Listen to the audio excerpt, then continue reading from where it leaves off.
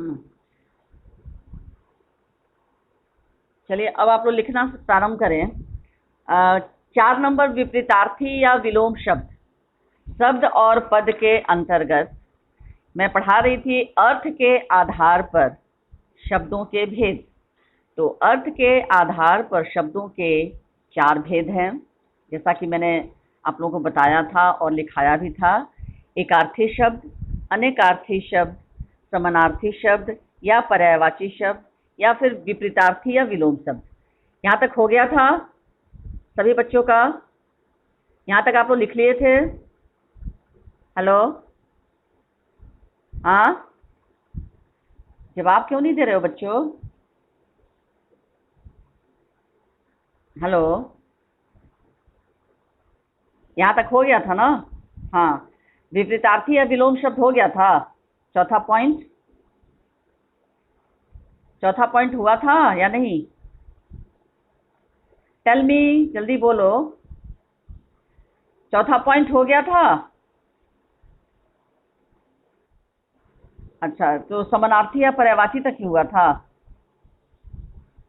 समानार्थी या पर्याय कहाँ तक हुआ था?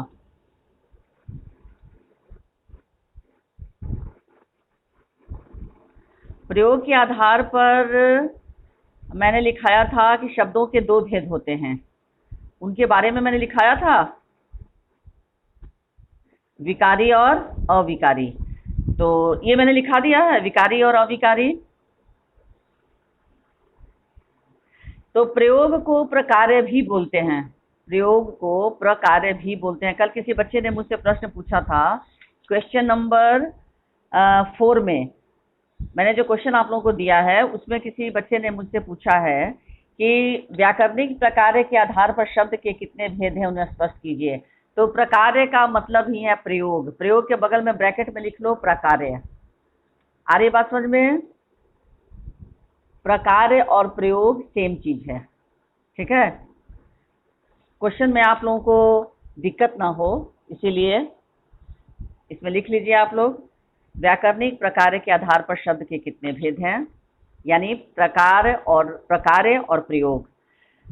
तो मैंने आप लोग को लिखवा दिया था कि विकारी शब्दों के 4 भेद हैं, और अविकारी के बारे में मैंने लिखवाया था आप लोगों को कि वे शब्द जिनमें लिंग, वचन, कारक, काल आदि के कारण परिवर्तन हो जाता है। ये परिभाषा मैंने अभी नहीं लिखवाया है विकारी शब्द का?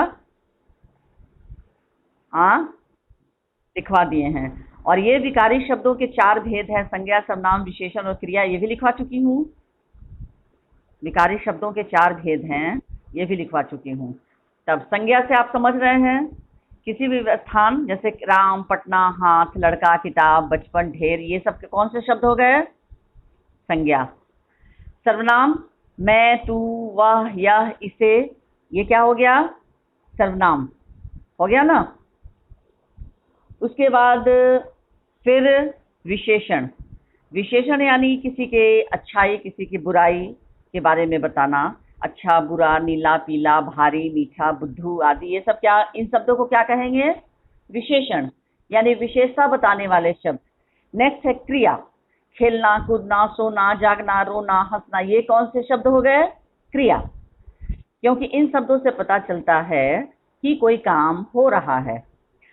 अब ये विकारी शब्द समझ में आया?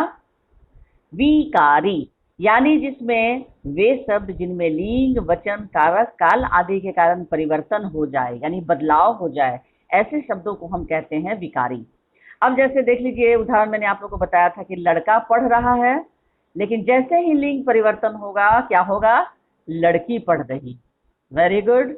उसके बाद जैसे वचन परिवर्तित होगा, लड़का दौड़ रहा है, इसका मतलब एक बच्चा दौड़ रहा है, और जैसे ही होगा लड़के दौड़ रहे हैं, ये हो गया बहुवचन। उसके बाद कारक परिवर्तन के लिए जो कारक चिन्ह है, तो लड़के के लिए आम लाओ, तो ये हो गया कारक परिवर्तन। के लिए कोई बच्चा बता सकता है किसका कारक चिन्ह है? बताओ। हाँ, ठीक बोल रही हो, बोलो। संप्रदान, हाँ, संप्रदान कारक का ये चिन्ह है के लिए। उसके बाद इसका हो जाएगा कारक परिवर्तन, जैसे होगा लड़कों के लिए आम लाओ। तो इस तरह से जैसे ही विकारी शब्द वे होते हैं जो लिंग, वचन, कारक, काल आदि के कारण जिनमें परिवर्तन संभव है, ऐसे शब्दों को कहा जाता है विकारी। और ये 4 हैं, यानी इनमें परिवर्तन सिर्फ 4 ही विकारी शब्दों में होता है। संज्ञा में होगा, सर्वनाम में होगा, विशेषण में होगा और क्रिया। बाकी दूसरा पॉइंट अब लिखिए आप लोग, अविकारी शब्द। दूसरा पॉइंट लिखिए, अविकारी शब्द। अ शब्द जुड़ जाने के साथ ही उसका मतलब हो गया। ये भी मैंने लिखवा दिया था। अच्छा, नहीं नहीं, ये नहीं लिखवाया था मैंने बच्चा, ये मैंने लिखवाया नहीं था। क्या सभी बच्चे कह रहे हो लिखवा चुकी हूँ? हाँ, अच्छा, लिखवा चुकी हूँ। चलिए, पद पद पढ़ा रही थी मैं ना। चलिए ठीक है, इसमें पद में भी निजवाचक सर्वनाम तक हो गया था। एक बच्चा अभिषेक भेज रहा है मैसेज, इसमें भी कहाँ तक हो गया था? निजवाचक सर्वनाम तक। चलिए, वेरी गुड, इसका मतलब तो समाप्त हो ही गया है ये। अब इसमें विशेषण पढ़ाना है। सर्वनाम के अंतर्गत मैंने पढ़ाया, सर्वनाम के 6 भेद होते हैं। इसमें मैंने बताया आप लोगों को पुरुषवाचक, निश्चयवाचक, अनिश्चयवाचक, संबंधवाचक, प्रश्नवाचक और निजवाचक। अब पद के अंतर्गत तीसरा क्या है? हिंदी में 5 पद है, मैंने आप लोगों को बताया था। फिर से कॉपी में देख लीजिए। हिंदी में 5 प्रकार के पद हैं: संज्ञा, सर्वनाम, विशेषण, क्रिया एवं अव्यय। तो अब आपको लिखना है, पढ़ना है विशेषण के बारे में। ठीक है, आज मैं विशेषण पढ़ा रही हूँ। तो एक बात मैं आप लोगों को बता दूं, जो मैंने हिंदी का पोर्शन आप लोगों को दिया था ना, सभी बच्चों को पता है। फिर मैंने लिख कर भी भेज दिया है हाफेरली का। हाँ, कुछ बच्चे जो हैं अभी भी मैसेज भेज रहे हैं कि what is the portion of half yearly. Please don't ask this type of question, क्योंकि सबसे पहले मैंने ही भेजा था हिंदी का पोर्शन। किसी का माइक ऑन है? ऑफ करो माइक। तो ये जहाँ तक आप लोगों की जानकारी होनी चाहिए, मैंने भेजा है। फिर से एक बार रिव्यू कर दे रही हूँ। दुख का अधिकार, एवरेस्ट मेरी शिखर यात्रा, रैदास के पद जो हैं अब कैसे छूटे राम, रहीम, गिल्लू, स्मृति। व्याकरण में शब्द पद है ही, अनुस्वार, अनुनासिक, उपसर्ग, प्रत्यय, शब्द विचार, इसमें अर्थ की दृष्टि से वाक्य भेद। तो अभी आप लोगों को ये सारी पढ़ाई हो रही है। और लेखन खंड से अभी आप लोगों को मैंने कोई भी प्रश्न नहीं दिया है। लेखन खंड को अभी आप छोड़ ही देंगे, क्योंकि अभी आपका एग्जाम कितने मार्क्स का हो रहा है? सभी बच्चे बताएं, कितने मार्क्स का हो रहा है? 40। सबको पता है 40 मार्क्स का हो रहा है? क्वेश्चन का पैटर्न कैसे है पता है? बताइए।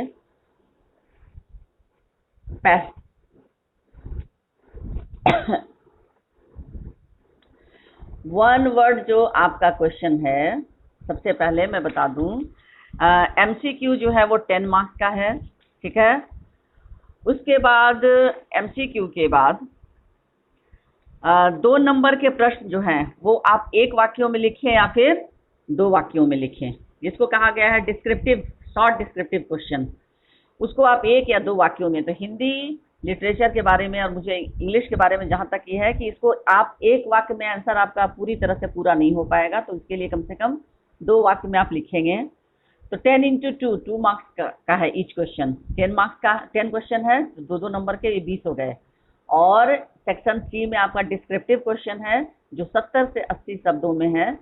वो क्वेश्चन सिर्फ 2 रहेंगे 10 नंबर के। ठीक है, तो इस तरह से आपके जो क्वेश्चंस हैं वो 40 मार्क्स के हैं।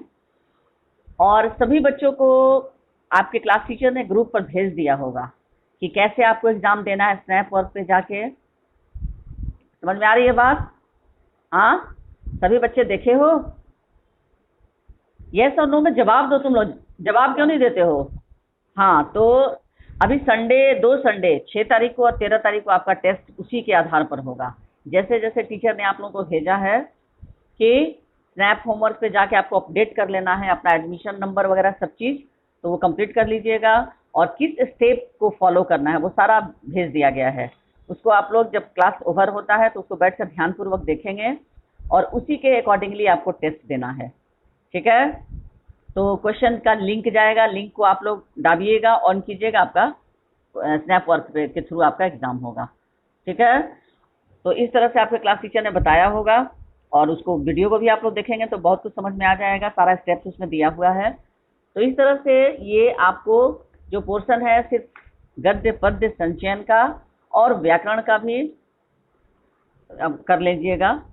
ठीक है, तो व्याकरण में भी आपको उपसर्ग प्रत्यय अनुस्वार ये सब में कोई ज़्यादा दिक्कत है नहीं। क्लास वाइज चैप्टर वाइज मैं आप लोगों को बता दे रही हूँ कि ग्रामर का क्वेश्चन जो है चैप्टर वाइज ही आप लोगों को करना है, उसकी भी प्रैक्टिस आप लोग कर ही चुके हैं, कर चुके हैं ना। हाँ, ये आदित्य दास कौन है? आदित्य दास किसी क्लास का है क्या स्टूडेंट? आदित्य दास, उसमें उसका नाम किसी को पहचानते हो तुम लोग? आदित्य दास 9I या J का कोई स्टूडेंट? हाँ, कोई है? कुछ बोलता ही नहीं है बच्चा सब, मैं पूछते रह जाती हूँ लेकिन कोई जवाब नहीं आता है। क्या आप लोग जानते हैं किसी आदित्य दास को? I या J किसी सेक्शन में है? हाँ, नहीं है ना। कौन है? आदित्य दास है? किस सेक्शन में है? किस सेक्शन में? हाँ हाँ, तो F के बच्चे को तो मैं एंट्री दूंगी नहीं। मैं पूछ रही हूँ I और J में, तो कह रहा है कौन बच्चा? Yes ma'am. कौन यस मैम कह रहा है? मैं I और J के बच्चे के बारे में पूछ रही हूँ। क्वेश्चन तुम नहीं समझते हो। चलिए, तो अब मैं शुरू कर रही हूँ विशेषण। तो विशेषण के बारे में लिखिए। संज्ञा अथवा सर्वनाम की विशेषता प्रकट करने वाले शब्द विशेषण कहलाते हैं। संज्ञा अथवा सर्वनाम की विशेषता प्रकट करने वाले शब्द विशेषण कहलाते हैं। संज्ञा अथवा सर्वनाम की विशेषता प्रकट करने वाले शब्द विशेषण कहलाते हैं, कॉमा, जैसे सुंदर, मोटा, काला आदि। संज्ञा अथवा सर्वनाम की विशेषता प्रकट करने वाले शब्द विशेषण कहलाते हैं, जैसे सुंदर, मोटा, काला आदि। पूर्ण विराम, उसके बाद फिर नीचे पंक्ति में लिखिए। विशेषण जिस शब्द की विशेषता बताते हैं, विशेषण जिस शब्द की विशेषता बताते हैं, कॉमा, वह विशेष्य कहलाता है। विशेषण जिस शब्द की विशेषता बताते हैं, कॉमा, वह विशेष्य कहलाता है। अभी कितने बच्चे प्रेजेंट हैं तो देख के बताओ तो।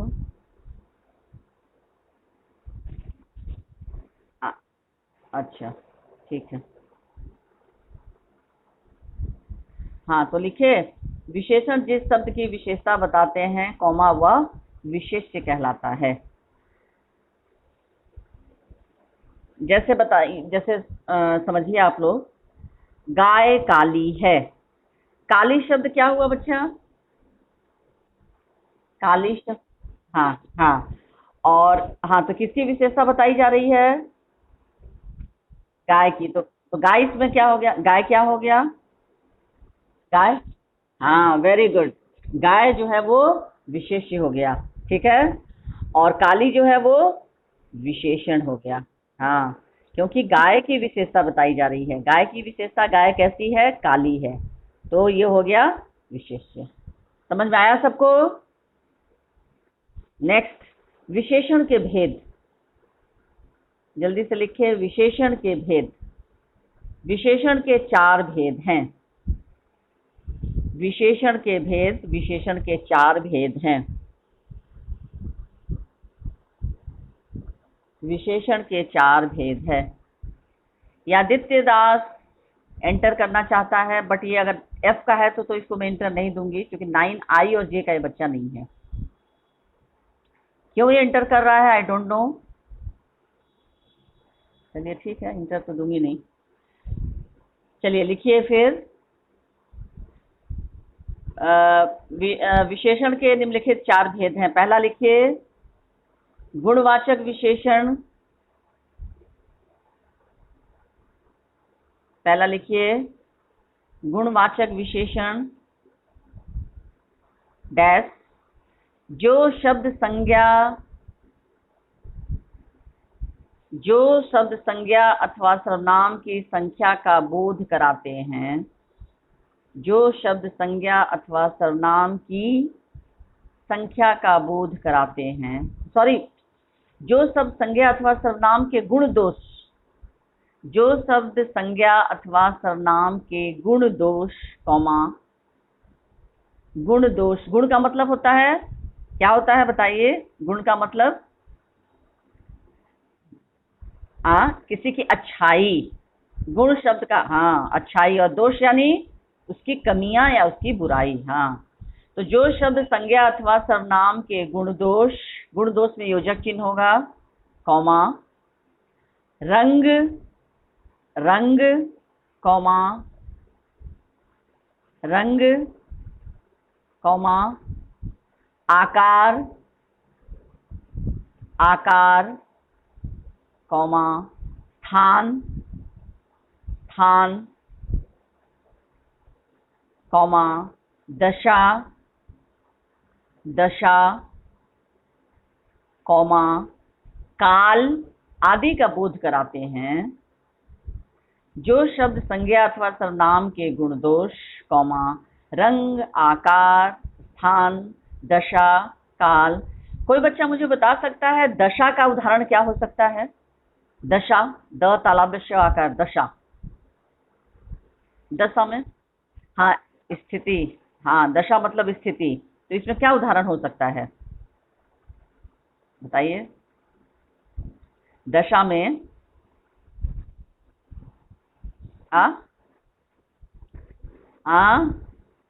आवाज क्लियर नहीं आ रही है। दशा, वेरी गुड। दशा यानी उसके हाल के बारे में, कि मतलब वो गरीबी से जूझ रहा है, मैंने उसकी दशा के बारे में वर्णन हो रहा है कि वो व्यक्ति कैसा है, गरीबी की स्थिति में अपना जीवन गुजर बसर कर रहा है। तो यहाँ उसकी दशा के बारे में है ना। या फिर ये भी कह सकते हैं वह अपने बड़े मकान में रहकर बहुत खुश है। तो वहां पर हम उसकी दशा का वर्णन कर रहे हैं कि वो बहुत अमीर है या बहुत खुश है। ठीक है। उसके बाद काल का मतलब क्या होगा बच्चों? काल का बताइए? समय, वेरी गुड। तो काल से संबंधित कोई उदाहरण बताइए। काल का तो अर्थ समय होता है, लेकिन काल से संबंधित कोई उदाहरण बताइए।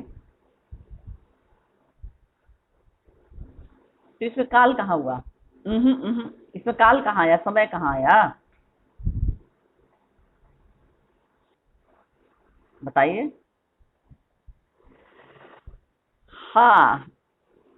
या उसके गांव में उसके भाई की शादी है, इसलिए वह अपने गांव अगले रविवार को गांव जाएगा। तो काल यानी समय के बारे में बता दिए ना, कि समय यानी काल के बारे में कि कब वो अपने गांव जाएगा और किस लिए जाएगा। तो ये काल हो गया। तो जिस तरह से ये गुण, दोष, रंग, आकार, स्थान, दशा, काल आदि का बोध कराते हैं, वे गुणवाचक विशेषण कहलाते हैं। ठीक है। गुण, कॉमा, जैसे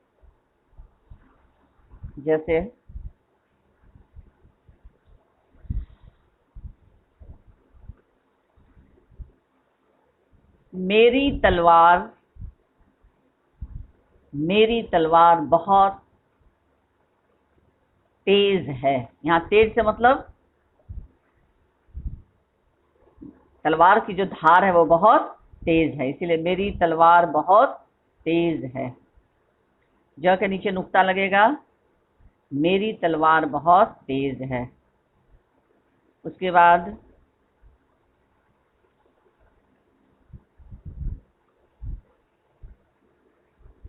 मुझे आज का भोजन बिना स्वाद के लगा। मुझे आज का भोजन बिना स्वाद का लगा। ये उदाहरण हो गया। उसके बाद नेक्स्ट लिखिए दूसरा, संख्यावाचक विशेषण, ये परिभाषा ही अपने आप में आपको बता रहा है कि जो शब्द संज्ञा अथवा सर्वनाम की संख्या का बोध कराते हैं। संख्यावाचक विशेषण, जो शब्द संख्या अथवा सर्वनाम की संख्या का बोध कराते हैं। ये अदिति सिंह और आदित्य आर्यमन इतने लेट से क्यों आ रहे हैं?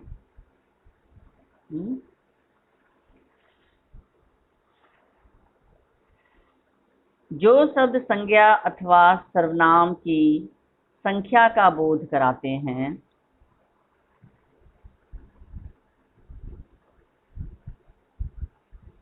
लिखिए, जो शब्द संज्ञा अथवा सर्वनाम की संख्या का बोध कराते हैं, कॉमा, वे संख्यावाचक विशेषण कहलाते हैं। वे संख्यावाचक विशेषण कहलाते हैं। जो शब्द संज्ञा अथवा सर्वनाम की संख्या का बोध कराते हैं, कॉमा, वे संख्यावाचक विशेषण कहलाते हैं। पूर्ण विराम।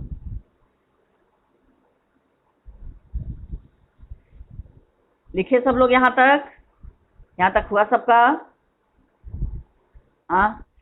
इसके दो भेद हैं। ये संख्यावाचक विशेषण के भी दो भेद हैं। इसके दो भेद हैं। डैश क नंबर लिखिए, निश्चित संख्यावाचक। निश्चित, न ह्रस्वीकार, तालाब्य आधा होगा, उसमें लकीर नहीं होगा, इसका मतलब वो आधा हो जाता है, उसमें ह्रस्वीकार और च, निश्चित संख्यावाचक। निश्चित संख्यावाचक से ही पता चल रहा है, जो मतलब किसी निश्चित संख्या के बारे में, जैसे 10 केले, 5 दर्जन केले, यानी निश्चित है ना, निश्चित बताया जा रहा है। लेकिन जहां पर लगेगा अनिश्चितता का अर्थ, कुछ केले खा लो, कुछ केले खरीद लाओ, तो यहाँ पर अनिश्चित रूप से बताया जा रहा है। हाँ, कुछ, अब तुम उसमें 2 दर्जन भी ला सकते हो, 1 दर्जन भी ला सकते हो, 5 भी ला सकते हो, ठीक है।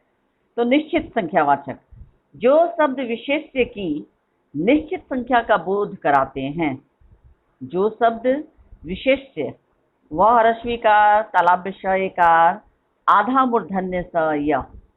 जो शब्द विशेष्य की निश्चित संख्या का बोध कराते हैं।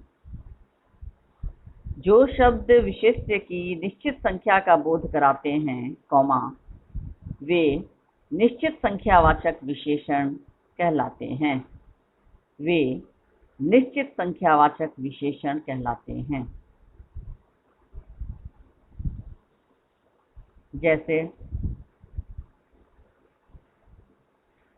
जैसे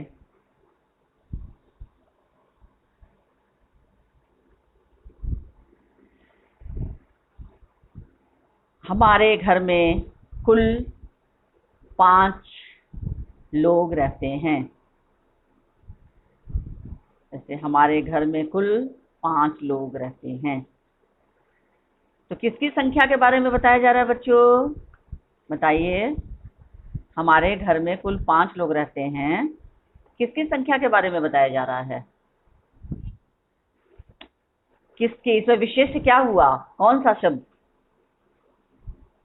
लोग। Very good. हाँ, हमारे घर में कुल 5 लोग रहते हैं। बच्चे समझ के बोलो, एक बच्चा बोलता है, सब पीछे से सुनकर बोलते हो, समझ कर बोलो। मैंने अभी क्या लिखाया कि जो शब्द विशेष्य की निश्चित संख्या का बोध कराते हैं, कॉमा, वे निश्चित संख्यावाचक विशेषण कहलाते हैं। अब जैसे हमारे घर में कुल 5 लोग रहते हैं, तो 5 शब्द हो गया निश्चित संख्यावाचक, और ये विशेषता किसके बताया जा रहा है? विशेष यहाँ कौन हुआ? लोग। लोग की विशेषता बताया जा रहा है, ठीक है, कि हमारे घर में कुल 5 लोग हैं, ठीक है। तो ये लोग की विशेषता, तो लोग यहाँ हो गया विशेष्य, और कुल 5 लोग जो हो गए वो क्या हो गए? 5 विशेषण, ठीक है। समझ में आ रहा है सबको? उसके बाद दूसरा उदाहरण का लिखो पूर्ण विराम के बाद, है ना। 10 किलो चावल लेकर आओ। 10 किलो चावल लेकर आओ। यहाँ विशेषण शब्द क्या हो गया? हाँ, और विशेष से कौन सा शब्द हो गया? चावल। हाँ, क्योंकि चावल के बारे में बताया जा रहा है, क्या लेकर आना है 10 किलो? चावल। गुड। गुड। दूसरा लिखो ख। क हो गया निश्चित संख्यावाचक। अब ख लिखो अनिश्चित संख्यावाचक। ख अनिश्चित संख्यावाचक। ख अनिश्चित संख्यावाचक। ये सुनने में ही लग रहा है कि अनिश्चित यानी जो निश्चित नहीं है। तो जिन शब्दों से विशेष्य की, इसकी परिभाषा लिखो, अनिश्चित संख्यावाचक, जिन शब्दों से विशेष्य की निश्चित संख्या का बोध नहीं होता, जिन शब्दों से विशेष्य की निश्चित संख्या का बोध नहीं होता, जिन शब्दों से विशेष्य की निश्चित संख्या का बोध नहीं होता, कॉमा, वे अनिश्चित संख्यावाचक विशेषण कहलाते हैं।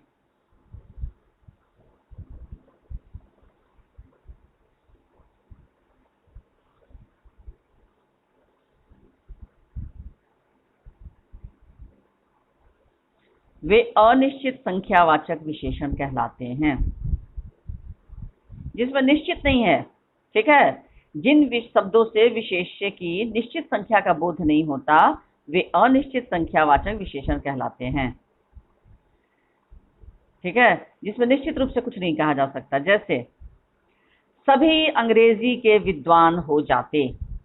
पहला उदाहरण, सभी अंग्रेजी के विद्वान हो जाते, पूर्ण विराम, सभी अंग्रेजी के विद्वान हो जाते।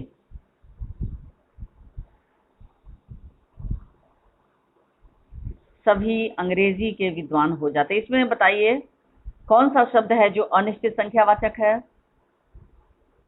सभी, क्योंकि सभी से पता नहीं चल पा रहा है कितने लोग, कितने विद्वान, 2 विद्वान या 4 विद्वान या 1000 विद्वान, ये अनिश्चित संख्यावाचक है। ठीक है, उसके बाद सभी अंग्रेजी के विद्वान हो जाते। उसके बाद दूसरा उदाहरण लिखिए, कई बार उन्होंने मुझे डांटा।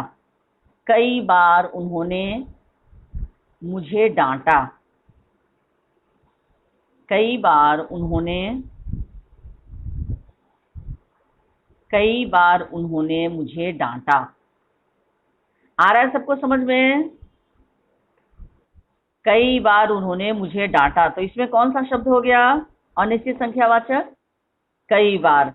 अब वो कई बार में, हाँ वेरी गुड, कई बार में वो कितने बार नहीं, कुछ निश्चित संख्या नहीं है ना, इसीलिए ये अनिश्चित। अब लिखिए, पहला आपका गुणवाचक हो गया, दूसरा संख्यावाचक हो गया, संख्यावाचक के अंतर्गत भी निश्चित हो गया, अनिश्चित हो गया। अब तीसरा विशेषण है परिमाणवाचक विशेषण। परिमाणवाचक विशेषण, और ये सभी बच्चों को याद रहना चाहिए, समझना चाहिए, क्योंकि क्लास 9th में चले गए हैं आप लोग, लेकिन ये सारी चीज़ों की जानकारी होनी चाहिए। व्याकरण का ये सब बेसिक चीज़ है। परिमाणवाचक विशेषण, जिन शब्दों से विशेष्य के परिमाण अथवा मात्रा, परिमाण जिसको इंग्लिश में मेजरमेंट कहते हैं ना, जिन शब्दों से विशेष्य के परिमाण अथवा मात्रा का बोध होता है, कॉमा, जिन शब्दों से विशेष्य के परिमाण अथवा मात्रा का बोध होता है, कॉमा, वे परिमाणवाचक विशेषण कहलाते हैं। वे परिमाणवाचक विशेषण कहलाते हैं। पूर्ण विराम। अब इसके भी भेद हैं कितने, तो बता सकता है? इसके भी 2 भेद हैं, निश्चित परिमाणवाचक और अनिश्चित परिमाणवाचक। जिन शब्दों से विशेष्य के परिमाण अथवा मात्रा का बोध होता है, परिमाणवाचक विशेषण के अंतर्गत जिन शब्दों से विशेष्य के परिमाण अथवा मात्रा का बोध होता है, कॉमा, वे परिमाणवाचक विशेषण कहलाते हैं। वे परिमाणवाचक विशेषण कहलाते हैं। पूर्ण विराम। इसके 2 भेद हैं। इसके दो भेद हैं। पहला अनिश्चित परिमाणवाचक, निश्चित लिखो, पहला निश्चित लिखो, निश्चित परिमाणवाचक, अनिश्चित तो इसके बाद में लिखाऊंगी। निश्चित परिमाणवाचक, निश्चित परिमाणवाचक जिन शब्दों से विशेष्य की, निश्चित परिमाणवाचक लेकर डैश लिखिए, जिन शब्दों से विशेष्य की, जिन शब्दों से विशेष्य की निश्चित मात्रा का बोध होता है, जिन शब्दों से विशेष्य की निश्चित मात्रा का बोध होता है, कॉमा,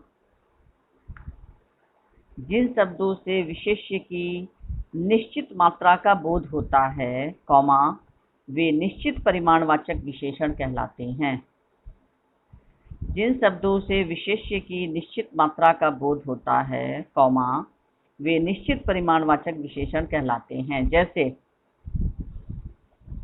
मैं 2 लीटर दूध पीता हूँ। मैं 2 लीटर को अंडरलाइन कर देंगे। मैं 2 लीटर दूध पीता हूँ। यहाँ विशेष्य क्या हो गया बच्चों? विशेष्य कौन सा शब्द हो गया? दूध। Very good. और उसके बारे में बताया जा रहा है, तो कौन सा शब्द है विशेषण? 2 लीटर, क्योंकि यहाँ उसका मात्रा बताया जा रहा, निश्चित मात्रा कितना? 2 लीटर। उसके बाद दूसरा उदाहरण लिखिए, वह 3 किलो आलू खरीदता है। वह 3 किलो आलू खरीदता है। 3 किलो, त दीर्घिकार 3 किलो, क ह्रस्वीकार। वह 3 किलो आलू खरीदता है।